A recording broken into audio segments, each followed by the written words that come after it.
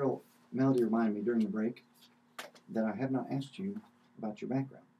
So would you take a moment to tell us about who you are, about your family, and about my criminal background? No, not your criminal background. We'll talk about that on the next show. On this show, I wanted to Are you now? Have you ever been? That's right. We wanted to ask about your family and about your charitable work that you do and things like that. Well, I always love the opportunity to talk about that, and I am married and have 8 children, 7 of which there are few in the adoption pipeline, but we'll have a total of 7 adopted. And I'm a big proponent of adopting children, being a foster care home. And people who have any inkling of, I might be interested in this, call DHS, Department of Human Services. There are children who need a home, a good home, while they're in state custody. And the program to go through it is very simple. They just need a good, loving home to stay in. And adoption, if you want a real experience in life, adopt a child. And you think people come to me all the time and say, "Oh, you must be really special." Well, really, no. It's can you love a child that comes into your home? And it's a really rewarding thing.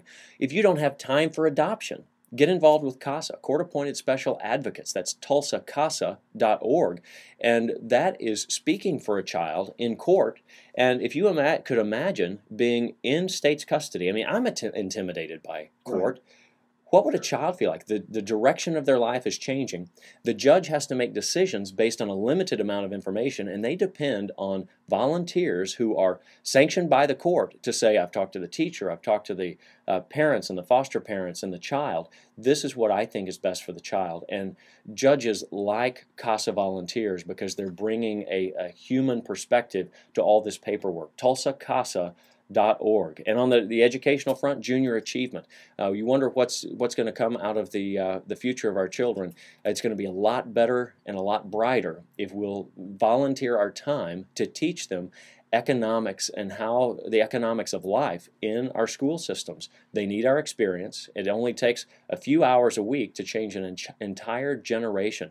And the Junior Achievement organization is looking for all kinds of volunteers. Well, and that's right, Darryl. And, you know, Steve has probably done this. I don't know if you know this, but Steve was a police officer at one time with Tulsa Police also. And I've taken kids out of homes into DHS custody. Yeah. And it's never a good situation. It's one of the hardest parts of my job. I hate doing it.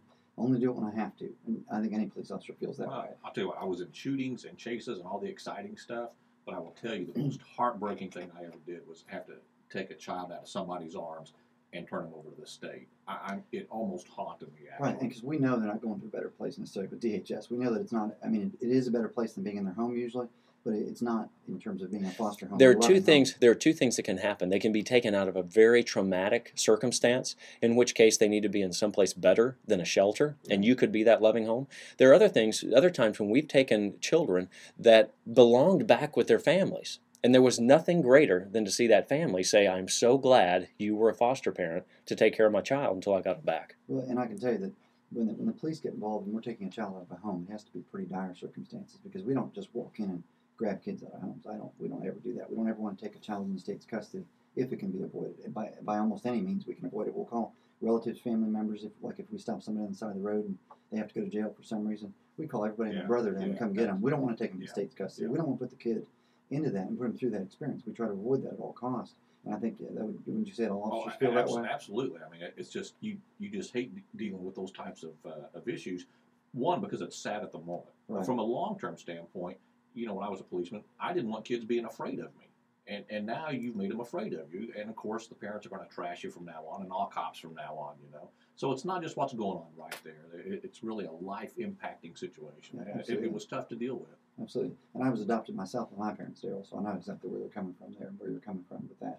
I was fortunate to be raised in a very loving household and had great parents. Thanks for giving the time here on your radio show for it. Well, you're very welcome. Darryl, before we get out of here, I know we've got a few minutes left. I want you to give our listeners a way to get in touch with you and look at your website. If you give me your website and your phone number. The easiest one, because you don't have to spell my name, is TulsaHouseHunter.com. Okay. TulsaHouseHunter.com, and you can call my office at 918-258-2600. Extension 0 will get you to the buyer specialist on call. I'll take calls this afternoon, but 258-2600.